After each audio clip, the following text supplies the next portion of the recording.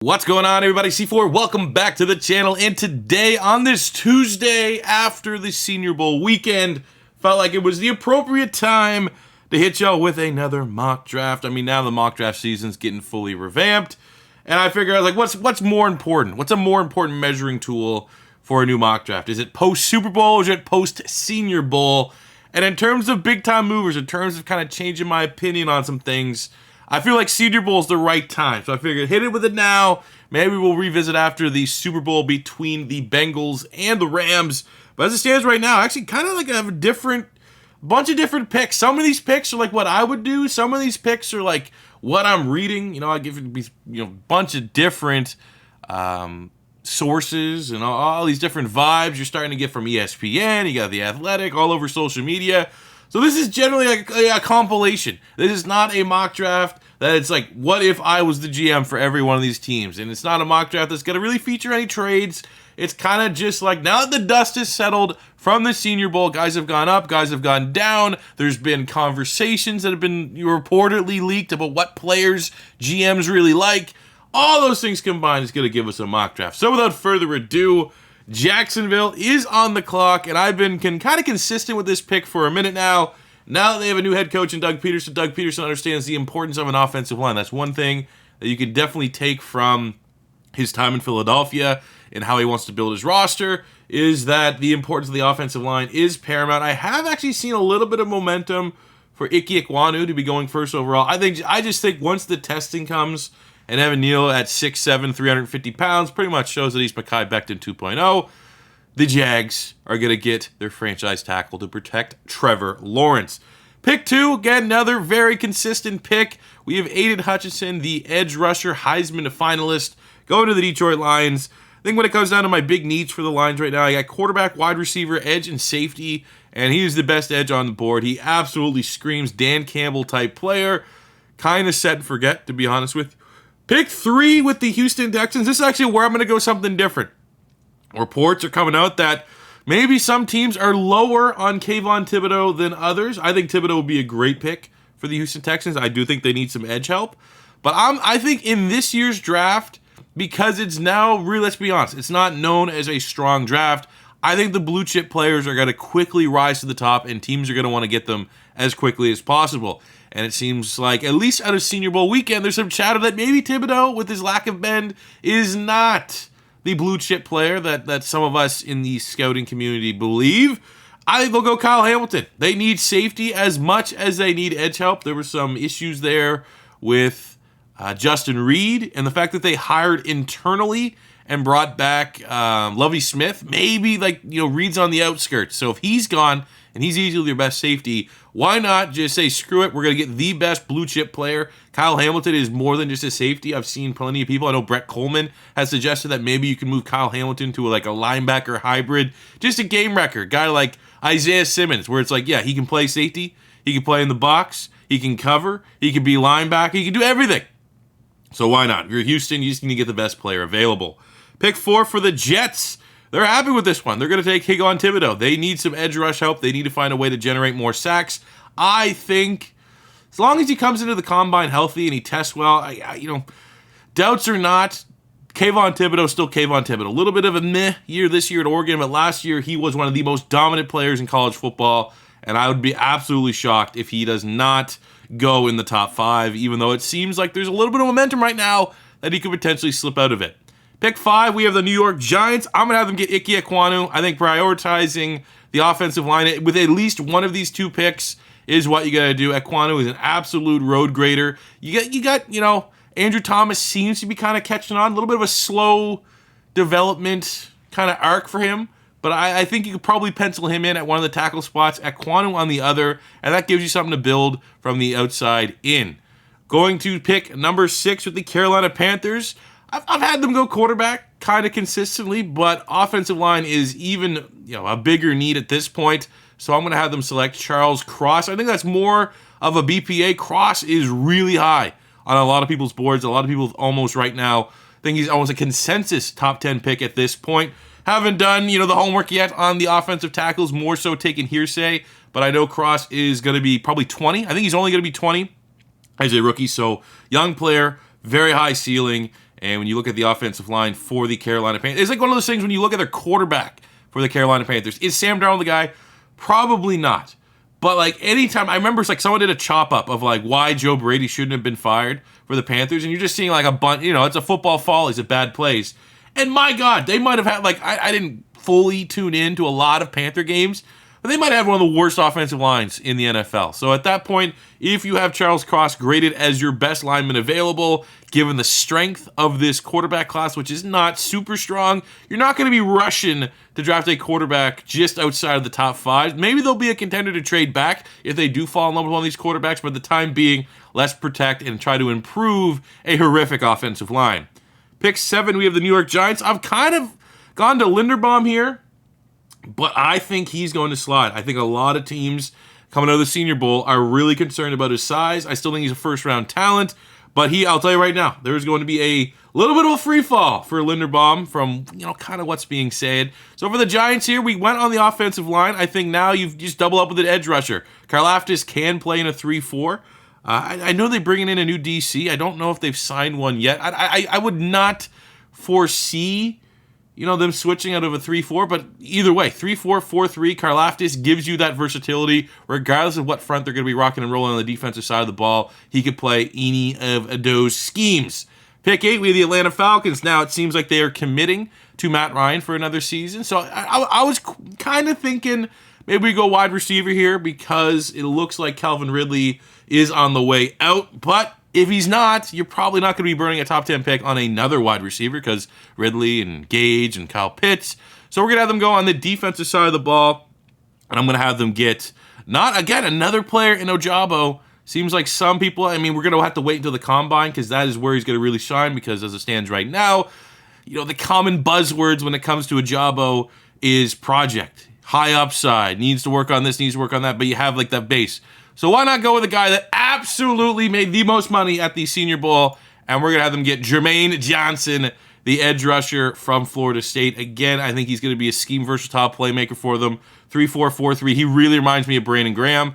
And I will say it did take the Eagles switching to a 4-3 for Brandon Graham to fully hit his potential, but he was fine in either scheme. Versatile run defender, sets the edge, and also has an upside to get a lot of sacks. He was probably the best pass rusher in the ACC last season. So Jermaine Johnson, I think, barring a bad combine, is probably in the conversation, has locked himself into the conversation to being the 1, 2, 3, 4th edge, top 5 edge rusher for sure in this draft class. Where before the Senior Bowl, he was probably more in that 7, 8 range, fringe first rounder range. I think he's going to be a lock to go top 15. I would say right now, if Atlanta doesn't get Jermaine Johnson, I would be highly, highly surprised if Philadelphia wouldn't get him at 15 or 16. Pick 9, we have the Denver Broncos, and I'm going to have them get the first quarterback off the board. Now, as we mock all these quarterbacks, it definitely seems like it's going to be a big offseason for quarterbacks to be moving around the league. Seems like Russell Wilson, you never know what's going on with Aaron Rodgers. Those are really the big 2 that we're going to focus on. And obviously, I think some of these teams that we may mock a quarterback will be in for a veteran quarterback versus drafting and maybe potentially reaching in a quarterback class that is not particularly strong. But we don't know that information. I'm not just going to make up that information. We're just going to treat the board as such. And I think if you're the Denver Broncos, that is an offense, that is a team that is very much in the conversation of their quarterback away from being a playoff caliber team. And I think when you look at this year's quarterback class, the quarterback that's going to be most likely to be able to get thrown to the wolves and contribute as a rookie and be a big-time player as a rookie is Kenny Pickett. Kenny Pickett is the most pro-ready quarterback in this year's class, and I think that if Denver believes that as well, Denver think, he might not have the highest ceiling, but with his gloves there in the cold, he will be a service. Hey, Teddy Bridgewater wears gloves, right? So maybe they're not against that. I like Kenny Pickett, but on normal circumstances, if this was like a draft, this is a nonsensical thing to say, but if you were just strictly going like a BPA draft, best player available draft, there is no quarterback, I don't think, going ahead of 20. There's not a quarterback, I don't think, but it's quarterbacks. Quarterbacks always go high, and I think Kenny Pickett will creep. One quarterback will go in the top 10. It's just a matter of fact. Pick 10. The New York Jets are now on the clock, and for the Jets here, this is my one pick that it's like, I don't agree with it, but the momentum right now, there's legitimate people that are accurate with what GMs are thinking and accurate with like the league's rankings. The Jets need a playmaker. My needs for the Jets are receiver, so be it a wide receiver or a tight end, go interior of the offensive line, or grab a safety. I was thinking maybe a Kenyon Green or a Linderbaum here. That kind of fits what Joe Douglas likes to do. I think you look at the safeties on the board, not really anything within the top 10, even though there's some, that like those 4 safeties right there I all think are going to be very good NFL players. So we're going to look at the wide receivers. And it just seems like the Rockets have been strapped to Drake London. He's coming off an injury from USC, should be ready for the offseason. Jump ball, freaky jump ball. I mean, as much as I don't like jump ball players from the Pac-12, because I've been burned. I'm a little bit biased when it comes to that because of JJ Arcega-Whiteside. It seems like for whatever reason, I think right now I have Drake London graded as a fringe first-round player. So him going in the first round is not going to be shocking, but him going, I've seen so many people have Drake London the last 2 weeks. So this is a mock draft kind of surrounding the Senior Bowl and what's gone on for the Senior Bowl and what's been reported and what's been leaked from the Senior Bowl. It seems like the NFL is a lot higher on Drake London than a lot of fans and a lot of people in the mock draft community and draft community at whole. I think he's a good player. I think that if he can put to rest the separation, because anytime you get a jump ball guy, the first thing that comes up is he going to be able to get separation in the NFL? And you look at Drake London's tape, and again, I'm probably like the least person that can look at this because I'm constantly burned, my team, unfortunately, by like these jump ball guys. Like Jalen Reagor was like a jump ball guy. He was also speed, but the biggest thing, you look at Jalen Reagor coming into TCU, was for a guy that was 5'11", he had friggin' springs on his feet, and he could jump up and get the jump ball. So my team, in particular, has been absolutely savaged by these jump ball prospects, but it seems like the league loves Drake London, and I think that if the league's that high on him, you look at the Jets, what they're lacking in the wide receiver department, they kind of were hoping that Denzel Mims would be like their possession guy because they got Elijah Moore that goes in the slot. He's going to take over for Crowder. But who's going to be their big-bodied outside playmaker? And I think they all along, that's what they brought in Mims for him. Denzel Mims, 6'2", 6'3", 210, great athlete. He's kind of failed that test. So why not, try to find that piece again, get your jump ball guy for Zach Wilson. Pick 11, we have football team. I'm going to have the second quarterback go off the board, and he's debatably the winner from the Senior Bowl. I honestly was not impressed with any of the quarterbacks. I think Desmond Ridder, he's just looking at the box score, you would assume so, but I think Desmond Ridder probably helped himself the most at the Senior Bowl from the Senior Bowl game. But Malik Willis, again, comes down to, I think, football team here, or the Commanders, as they are now known. They need a quarterback to usher in the new era. This is a team that is desperately trying to salvage whatever identity points they potentially have, and you're not going to do that, again, going another year with, Heineke at quarterback. So they will be in play for, I think, a veteran.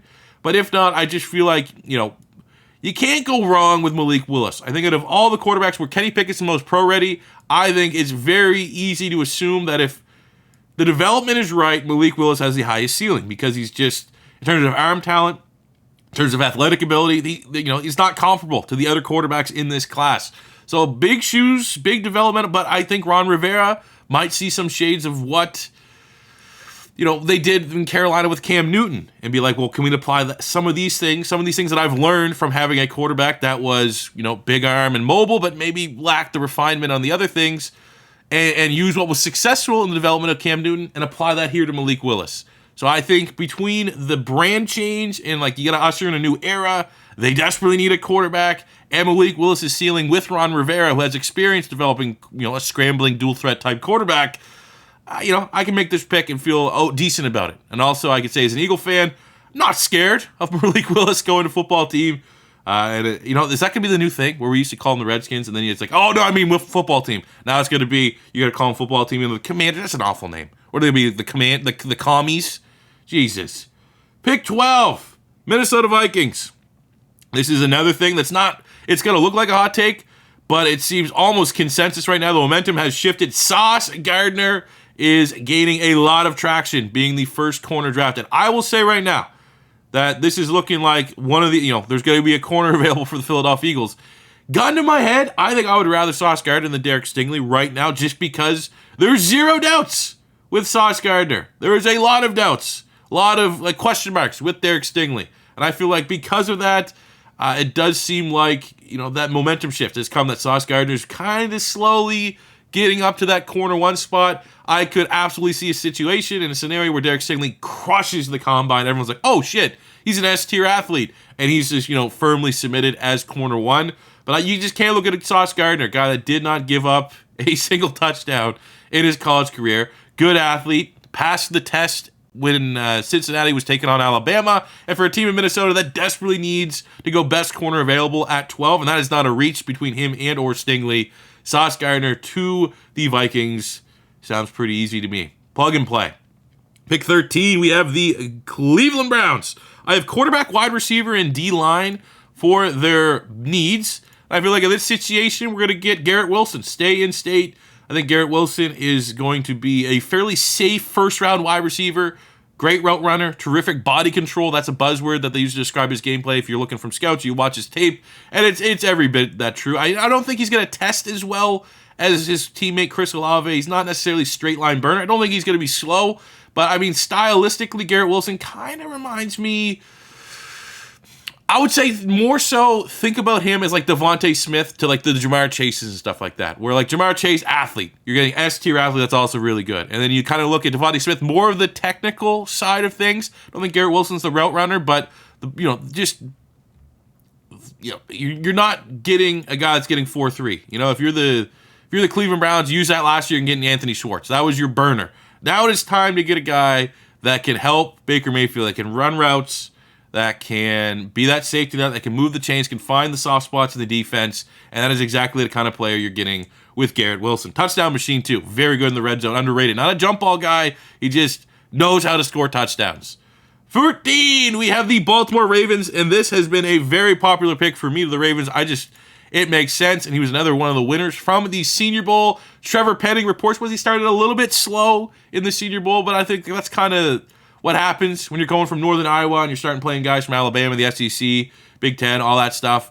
But Penning really, really had a strong second half of the week. I feel like tackle, especially right tackle, is a big fit. Baltimore loves their small school players, and I think Trevor Penning to the Ravens, that's pretty easy. If I wasn't going Penning, I think maybe Ojabo would be a guy that I would consider. Maybe Linderbaum on the interior, but I think Ojabo. I mean, and given this board, you could absolutely go Stingley. You could absolutely consider that, the Ravens are going to go, BPA. Ravens are a BPA-type team, but given the fact that their offensive line, the struggles of Lamar Jackson and the run game last year, you got to have, like, that. As much as you want to think Baltimore goes as far as really Lamar Jackson takes it, which is true to a degree, that all is responsible on the offensive line. Lamar Jackson can only take the Ravens as far as their offensive line lets him operate, and I think going offensive line there is very important. For Philadelphia at 15, I'm going Derek Stingley Jr. I've seen actually like 3 mock drafts today that had the Eagles landing Derek Stingley at 15. I'm worried about that selection. I think there's a reason why, and it seems there's a lot of momentum that Derek Stingley is going to be the second corner off the board. So it's just, great athlete for Philadelphia. I'm happy with the upside. That's a guy that we can get excited about, but there is some worry that, what happened to him? He kind of fell off a cliff a little bit since his freshman year at LSU, but you can't ignore what he did as a freshman at LSU. A bunch of changing, moving pieces on that defense since that national title year. I'd be excited. I'd be very excited for Philadelphia landing Derek Stingley. But you're getting a guy, for the most part right now, has the perception that he's a very good athlete that still needs to learn the position. And can Gannon be the guy that develops him? I don't know. I didn't really see a lot of corner development last year for the Philadelphia Eagles. That kind of goes into pick 16. I'm going to have to get David Ojabo. And yes, given this big board, I just got 2 value picks for Philadelphia. But the same things can be said about Ojabo that is being said for Derek Stingley. Ojabo right now is a great athlete, high-ceiling player, but has a lot of work to do in terms of refinement. I think for Philadelphia, you're not going to get a guy, unfortunately, at 6. I don't think Ojabo's going to be a day one starter. You're not getting a rookie at 16 that's going to be able to step in and fill and start for Brandon Graham or step in and fill for Derek Barnett. It's going to be Josh Sweat and then definitely some form of rotation on the other side. Hopefully, an Ojabo. Maybe Brandon Graham. Brandon Graham can take him under his wing, 2 Michigan edge rushers, and we don't have to rush him into things. But I don't think this pick is as big of a home run as Eagle fans think, just because of where David Ojabo is. Like, you look at Dave Brugler on The Athletic, he's a little bit lower on Ojabo than others. It's because of the technical side. It's because of, great pursuit because he's such a good athlete, but in terms of setting an edge and an overall level as a run defender, it's just not there right now. He's a pass rusher, and there's big doubts right now in terms of him going higher than 16 because you played on the other side of Aiden Hutchinson. Aiden Hutchinson required the double teams, which made a lot of single times for David Ojabo to get after the quarterback. And, there's going to be some doubts there. So Philadelphia get two, in terms of this site, value picks. But big picture, these are guys right now that have big question marks amongst the scouting community coming out of the Senior Bowl. 17, we have the Chargers. This has been a very easy pick. And that is Jordan Davis. I feel like if any team's going to draft Jordan Davis and believe that he's a for sure first rounder, it's going to be the team that's the most desperate for a nose tackle. In terms of dominance, he was absolutely dominant last year, but you have to question the stamina. He was off the field for a lot of snaps, a lot of meaningful snaps. So maybe he needs to get a little bit smaller, shed 20 pounds, 15, 20 pounds. Still can be dominant. Maybe you find some more untapped athletic ability with losing a little bit of weight. But I think the biggest thing for Jordan Davis is he needs to stay on the field longer. And that's going to have to be a big decision the Chargers make because obviously you look at that Raiders loss. If they had a Jordan Davis, does that happen? Do they get those cheeky rushing yards near the end of regulation? Does Jordan Davis just stop that shit right away and stop the ride? I don't know. I think that's a valuable pick for the Chargers where it might not be as valuable to other teams because of their desperate need for a nose tackle. Pick 18, we have the New Orleans Saints. This is another one that's kind of going with the fan base. Saints fans don't, I don't want to say they don't want a quarterback. I would be totally fine if I was a Saints fan. Matt Corral seems like an interesting fit, but with no Sean Payton and you're going Dennis Allen, seems like Saints fans are fine bringing back Jameis Winston as their quarterback. And if that is the case, then the next big need, the next big question mark is at the wide receiver spot. I'm going to have them get Treylon Burks. It looks like Michael Thomas doesn't really want to be there. Alvin Kamara did some stuff that, obviously it's very early. That was like literally, I think, yesterday or whatever, 2 days ago. But if you're missing Kamara, you're like, Treylon Burks is everything, kind of. Like, think of a slower Deebo Samuel. That is what you're going to get in Treylon Burks. You're going to get a guy that can line up on the outside because he's gigantic. He can catch the ball, jump ball. You're going to get a guy that can go inside. You're going to get a guy that can line up in the backfield. Just a complete... It is weird. It's so weird because you think of these guys that are like the versatile utility pieces. Think of dudes that are like 5'8", 170 pounds. Like Deontay Harris. But the reality is that is how Treylon Burks is as a player. He did everything for Arkansas. You just find a way to manufacture touches for him on offense and watch him go to work. Going to be really excited to see if he can make some money at the Combine. I think if he's faster than expected, he is the slowest fast guy on tape that I've ever seen. Like, he's one of those guys, like, if you're giving him a Madden rating, he'd have, like, 85 acceleration by, like, 93 speed. It's very weird, but I do think that if the Saints aren't going quarterback, they're very much going to consider wide receiver. And given the lack of just playmakers on their offense potentially to open up next year, Treylon Burks is a playmaker. We have Philadelphia here at 19, and this is just me saying, come on, we're going to go to Kobe Dean, linebacker from Georgia. Now, first-round linebackers over the last couple of years have not been the greatest hit rates. I think with 3 first-round picks, with no trades, I think right at this point I probably would trade out of Philadelphia. Take a swing. Take a swing on a good linebacker. Take a swing on a guy that could be the next, hopefully not Devin Bush. You got Devin White now. It seems like people are kind of starting to sour on Devin White and his inability in coverage and tackling. Get a guy that can be Roquan Smith, though. What if though, Nakobe Dean's Roquan Smith, and then you get a guy that's a top 5 linebacker in the NFL? Philadelphia is so desperate for a linebacker. It's probably not going to happen. High Roseman doesn't value the position. But at the end of the day, this is my mock draft. And if Philadelphia can get Stingley Ojabo and Nakobe Dean, I'm going to be out in the street naked, okay? I will do that. Censor it for YouTube, but I will do that. I promise you. Pick 20, we have the Pittsburgh Steelers. They desperately need a quarterback. There's a lot of reports out of the Senior Bowl that they like Malik Willis, so maybe they'd be entertained to trade up. But given this board, I think they go Matt Corral. You're just not going to be able to go with Rudolph. I think there'll be another team that could be very much on board for a veteran quarterback. I see a lot of Pat McAfee trying to convince Aaron Rodgers to go there. But as it stands right now, I'd be very surprised if the Steelers do not pull the trigger on a quarterback in the first round.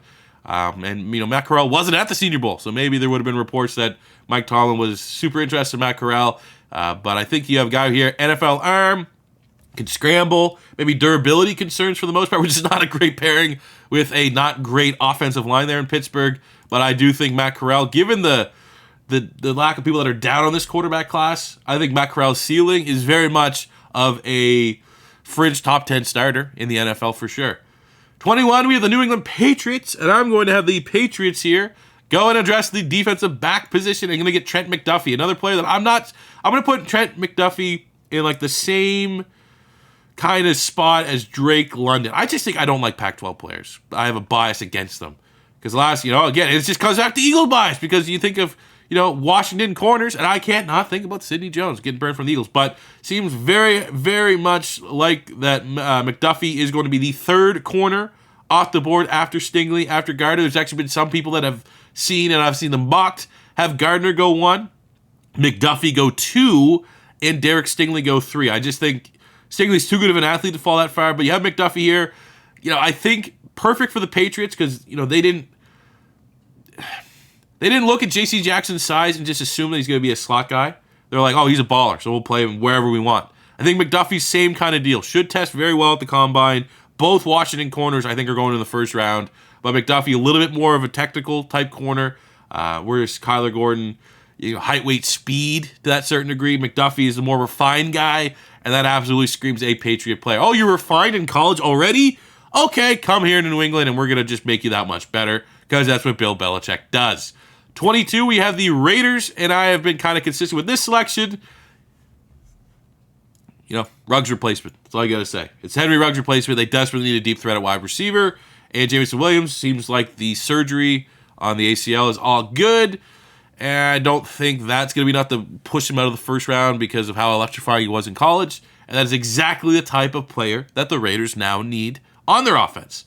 23, we have the Arizona Cardinals. I'm going to have the Cardinals go to corner. And it's going to be a guy that I think's rising right now. And that is Kyler Gordon. You're going to get a guy 6'2", long, lengthy on the outside. Should test very well. Like people are saying he has like a 40, 41, 42-inch vertical, which is absurd for a guy that's that big. They like their athletes, as shown by the fact that they drafted Marco Wilson after the Shoegate incident with Florida. And Kyler Gordon just absolutely... I think when you look at this, I think you're between Booth, Elam, McCree. McCree's a little bit short, even though he had a nice Senior Bowl. Elam is a little bit of a question mark just because he hasn't worked out and has a little bit of a down year off my Gators. I think he's a really good player. Fringe first rounder. I like Booth, but I could absolutely see if Kyler Gordon tests better, that would be the tiebreaker to separate Booth and Gordon, who goes first. And right now, as it stands, I think Gordon is going to test better. Therefore, I have him going ahead. But not going to have to wait a whole lot. I have Andrew Booth going pick 24 to the Dallas Cowboys. Yes, they have the Trayvon Diggs show where it's like, all right, either I'm getting a pick or I'm giving up a 75-yard touchdown. They need more. They need more in that secondary. I just think best secondary player available. I think someone like Daxton Hill could be nice too because he's a safety that also can line up in the slot. But I think with Andrew Booth still on the board, very much firmly a first-round corner, that is where Dallas needs to get better. They need to be able to lock shit down there. Wouldn't be actually something that I am going to suggest. Like it might be time for Dallas to start getting a little bit younger on the offensive line. Linderbaum, Kenyon Green. Green can play guard or tackle. Raymond could be a first rounder. Maybe they like what the Eagles have in Jordan Mailata, and they like Filet, who didn't really have the best of Senior Bowls. But for Dallas, I just kind of think best defensive player on the board available that can upgrade that secondary, be it corner or safety, and that for me is Andrew Booth Jr. 25, we have the Buffalo Bills, and I'm just going to go BPA. Get Tyler Linderbaum. Get a guy that, don't overthink it. You literally saw the team that you can't beat, the Chiefs, kind of just like Creed Humphrey fell into their lap. And I don't think Linderbaum's going to fall as far as Creed Humphrey did, but just he's a guy that I absolutely think is very fringe to a blue chip player at an incredibly undervalued position in this year's draft class. There are some size concerns, which going to have him fall. And I just think Linderbaum, day one starter at center. Mitch Morse, get out there and age a little bit. You can save a couple bucks. I don't even know if he was a starter. Felt like, did he even play for them this year? No, I don't know. I looked at a lot of different team needs. It seemed like the Bills were all in on an interior on the offensive line, center more so than guard. So get BPA, especially at this spot. And there's a franchise center. Center's very important to your quarterback play. Look at Philadelphia. The fact that Linderbaum is almost baby Jason Kelsey, that's enough to be like, all right, yeah, that's probably a pretty good pick at 25 if I'm a Bills fan. 26, we have the Tennessee Titans. And this has kind of been another pick that I've gone the last couple mock drafts. I have again Bernhard Raymond. Converted tight end, very athletic tackle, up and down Senior Bowl, but seems like the word on him still coming out of the Senior Bowl is a first-round talent, and the Tennessee Titans drastically need to improve their offensive line. I think you get a day one starter at right tackle, and he may be able to move over to left tackle when it is time to move on from Taylor Lewan. 27, we have the Tampa Bay Buccaneers. And with this selection, we're going back to the big board. I'm going Travon Walker. I've seen a couple reports that scouts don't really know. I think this is on NFL.com where they have Travon Walker, but it seems fairly consensus that he is going to be a first rounder. Very good athlete, 275, 280. I think he's a perfect fit for the 3-4 front that they're rocking and rolling there with Todd Bowles, and he's a great athlete. They just need to get younger there. No more to Dominican Sue and William Golson and JPP come out the pass rush. Those guys are solid contributors, but they're getting older. They're getting over the hill, and I don't necessarily think the Bucs have the depth behind them to kind of just keep that. They got to invest now. And now is the time to invest on the defensive line. And Travon Walker, off of a dominant year for Georgia, with his athletic upside, I think that's a nice little pick there at 27. 28, we have the Green Bay Packers, and it is time to get a weapon at wide receiver. We have to get Chris Olave, the wide receiver from Ohio State. I think Olave and Dotson kind of similar. I would almost, for my personal preference, I do like Pickens and Robinson as well, and I wouldn't be shocked to see David Bell get a little bit of love. Tolbert had a big Senior Bowl, but I firmly believe Olave and Dotson are in these rankings pretty correct in the order that they're going to go. Olave, just big-time production at Ohio State and should be able to come in, especially if they do lose Devontae Adams to free agency or whatever happens there, if they tag him and things get ugly with the contract. Olave is the best player available to help out Aaron Rodgers and or Jordan Love at this time on the offense. Could go tackle, just not a super strong tackle spot. I mean, my needs for the Packers here. Edge rusher, potentially. Ebiketie, Drake Jackson, Myjai Sanders, maybe. Again, it goes to the tiebreaker of, like, I think maybe they'll value and kind of put the overall BPA on Chris Olave at this point. 29, we have the Miami Dolphins on the board. I'm going to get offensive line. Kenyon Green, guard tackle, played both at a fairly high level at Texas A&M, especially on the interior. I just think the offensive line is not good at all. And with the McDaniel hiring from the 49ers, gonna have to run the ball. I'd be shocked if they don't invest heavily at the running back spot with their next selection. But as it stands right now, that offensive line is not good enough. It's not good enough for Tua's development. It's not good enough for what I think he's going to want to run and bring with him from the 49ers. So let's go BPA. That is an absolute value pick. I was very much considering getting Kenyon Green for my Eagles at pick 19 with the retirement of Brandon Brooks, but he slips there a little bit, and that is probably one of the best value picks, along with Linderbaum, because let's be honest, interior offensive linemen, it's like safeties. They're just not valued. Time and time again, it's proven correct with the draft, and those are really, really good picks there for Buffalo at 25 and Kenyon Green at 29 for Miami. 30, we have the Kansas City Chiefs. I'm going to have the Chiefs give themselves an edge rusher and Arnold Ebiketie from Penn State, the Temple. I believe he's a Temple transfer. Big time year at Penn State, big time hype right now from the Senior Bowl, very explosive. A lot of people are pretty much locking him in right now to go in the first round, and I think that if you're the Kansas City Chiefs, that defense got hot late. You need to start hot. That defense just needs to be hot straight up, and I think that they're a defense that needs to find a way to get more pressure, more sacks on the quarterback, and at 30, Ebiketie gives them the best value at doing so. 30, we have, wow, this site here, already writing off the Bengals. 31, we have the Cincinnati Bengals, Super Bowl running up. And for Cincinnati, offensive line, I'm going to go Zion Johnson, another big winner from the Senior Bowl. Can play guard, can play center, versatile. I think they would be loving if they could get Kenyon Green. I think, honestly, if I was the Bengals, I would trade up to make sure we could get Kenyon Green. But Zion Johnson is a very good consolation prize. Right now, seems fringe first rounder, but when you're picking last two spots, there's nothing that's too big of a reach. I think his versatility and the fact that he was one of the big winners from the Senior Bowl is only going to help bolster his stock. And that is a good pick for the Bengals. That top priority, without a shadow of a doubt, is offensive line and protecting Joe Burrow. And then we would finish with pick 32. Originally the Rams, now the Detroit Lions are back on the clock. And we're going to finish this draft with Detroit. You got Devin Lloyd, which would be a solid pick. But for me, I'm going to have them get Jahan Dotson, the wide receiver from Penn State. As it stands right now, you look at the wide receiver room for Detroit going into next season. It's not great. You got an Amon-Ra St. Brown who broke out, was very hot near the end of the year. But other than that, what do you have? Maybe Cephas. I like Cephas high where you at. But the fact that you're relying on like Josh Reynolds and stuff like that, it really drops off after Amon-Ra St. Brown and TJ Hawkinson. Something like Dotson, electrifying playmaker, can line up on the outside, has the speed to be a deep threat, can go in the inside, terrific route runner, does not drop the football.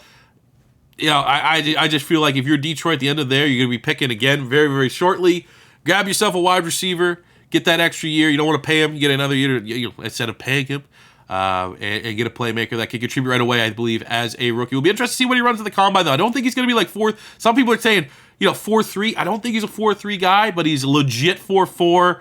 Has more than enough speed to win on the outside and win consistently in the NFL. So there you go, fellas. This is my post-Senior Bowl mock draft. I mean, I will say, it just so happens that the guys that fell went to my Eagles at certain points. I mean, but also big-time slip for Linderbaum. He fell a bit. Kenyon Green fell a bit. It's just kind of going off what people say, and I would absolutely love this draft as an Eagle fan. I hope if you are a fan of any of these teams, you absolutely would love your mock draft that I did for you. So let me know in the comment section below how you guys feel about this one. And as always, it's your boy C4. Say it was your first time stop by. Don't be afraid to hit that subscribe button. Smash the like button if you enjoyed. We'll be back tomorrow. I think we might do another Eagles episode because I'm feeling real good with Aaron Rodgers under center. But we have a lot of content dropping this week. Eagles episode, pink slips. We got a Madden Super Bowl prediction video. Gotta have a rebuild out for the weekend. A lot of stuff coming, so make sure you stay tuned for that sub box. And I'll see you guys then. Thanks for watching, and peace out.